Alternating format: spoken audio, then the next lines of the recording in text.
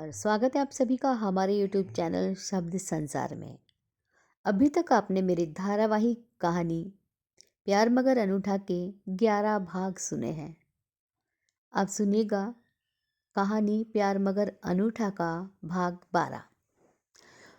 Doctor Ajay ने सोचा कि रामू काका बेसन का हलवा और पूड़ी बहुत अच्छी बनाते हैं, तो क्यों ना गुप्ता जी के घर लेकर जाया जाए और इसी बहाने पीहू से सॉरी भी बोल दूंगा। कितने मन से उसने मुझे डांस के लिए बोला था और मैं उसका दिल तोड़ दिया। मैं भी ना कभी कभी कुछ ज्यादा ही अकड़ और खड़ूस हो जाता हूँ, मगर मैं पहले ऐसा बिल्कुल नहीं था। ना जाने क्यों जब से मेरी सुरेखा गई है मेरा व्यवहार खुद ब खुद ऐसा हो गया है। और पीहू, वो उसमें तो भी बचपना है, तभी तो वो बच्चों की तरह जिद करने लगती है। अरे, गुप्ता जी के घर का तो लॉक लगा है। लगता है कहीं बाहर गए हैं। चल बेटा, अपने क्लिनिक पर ही चलते हैं। और ये हलवा और पूड़ी जिसकी किस्मत में होगा खाएगा वही। कहते भी है ना कि दाने दाने पर लिखा होता है खाने वाले का नाम।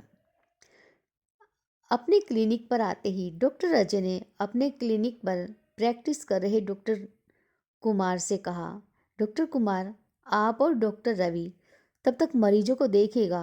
मैं बस कुछ देर में आता हूँ, कुछ इम्पोर्टेंट काम है। यस सर, आप आराम से बेफिक्र होकर जाइएगा।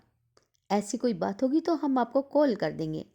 ओके। डॉक्टर अजय ने गाड़ी सीधे हॉस्पिटल के सामने जाकर ही रोकी, जहाँ पहले से ही हॉस्पिटल के बाहर रहीम चाचा उनका इंतज़ार कर रहे थे। वो थोड़े घबराए हुए से लग रहे थे। उन्होंने डॉक्टर अजय को नमस्ते की, तो डॉक्टर अजय ने उनकी नमस्ते के जवाब में उन्हें नमस्ते की और उनसे पूछा, सब ठीक तो है ना रहीम चाचा? दरअसल जब आपकी कॉल आई थी तो मेरा मोबाइल साइलेंट मोड पर था। जैसे ही मैंने क्लिनिक पर आकर मोबाइल में आपकी मिस्ड कॉल देखी तो मैं खुद ही चला आया। और वैसे भी पिछले 2-3 दिन से आपसे बात तक नहीं कर पाया हूँ व्यस्तता के कारण। सब ठीक तो है ना? क्या बताऊं डॉक्टर बेटा, मैं आपको परेशान नहीं करना चाहता था। ऐसा भी क्या हुआ रहीम चाचा? होना क्या था बेटा, दरअसल वो क्या है कि पंखुरी बिटिया, कहते कहते रहीम की आवाज़ भर्रा गई और आंखों से आंसू बहने लगे। रहीम चाचा को ऐसी हालत में देख डॉक्टर अजय ने पूछा कि क्या हुआ पंखुरी को? वो ठीक तो है ना रहीम चाचा? ठीक ही तो नहीं है डॉक्टर बेटा। वो परसों से थोड़ा बिना नींद की दवाई या इंजेक्शन के बिना ही सो रही थी, किंतु कल से एक अजीब सी ही जिद लगाए रहती है। जिद? कैसी जिद चाचा? क्या बताऊं बेटा, वो मुझे नहीं पहचान रही, लेकिन उसे इतना एहसास जरूर है कि उसका दूल्हा है।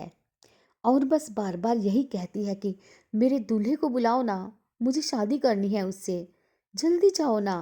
और मुझसे पूछ रही थी कि तुम कौन हो, तो मैंने बता दिया कि बिट्टो रानी, मैं तुम्हारा रहीम चाचा हूँ, तुम्हारा ड्राइवर। मुझे लगा कि उसे शायद कुछ याद आ जाए। तो फिर उसने क्या आपको पहचाना रहीम चाचा?